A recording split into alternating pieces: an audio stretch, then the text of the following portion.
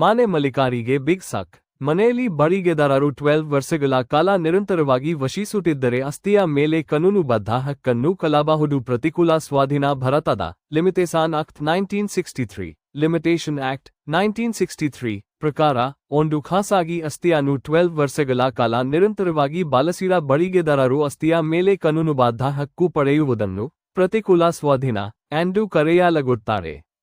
ಇದರ ಅರ್ಥ ಮೂಲ ಮಾಲೀಕರು ತಮ್ಮ ಹಕ್ಕನ್ನು ಸಾಬೀತುಪಡಿಸದಿದ್ದರೆ ಮತ್ತು ಬಾಡಿಗೆದಾರರು ನಿರಂತರವಾಗಿ ಆಸ್ತಿಯನ್ನು ಬಳಸುತ್ತಿದ್ದರೆ ಅವರು ಕಾನೂನಿನ ಮೂಲಕ ಆಸ್ತಿಯ ಮಾಲೀಕತ್ವವನ್ನು ಪಡೆಯಬಹುದು. ತಾರಾಂಕನ್ ಖಾಸಗಿ ಆಸ್ತಿ 12 ವರ್ಷಗಳ ನಿರಂತರ ಬಳಕೆಯ ನಂತರ ಪ್ರತಿಕೂಲ ಸ್ವಾಧೀನ ಹಕ್ಕು ಪಡೆಯಬಹುದು. ತಾರಾಂಕನ್ ಸರ್ಕಾರಿ ಸಾರ್ವಜನಿಕ ಆಸ್ತಿ 30 ವರ್ಷಗಳ ನಿರಂತರ ಬಳಕೆ ಅಗತ್ಯವಿದೆ. ಮಾಲೀಕರಿಗೆ ಎಚ್ಚರಿಕೆ ಹೇಗೆ ತಪ್ಪಿಸಬೇಕು?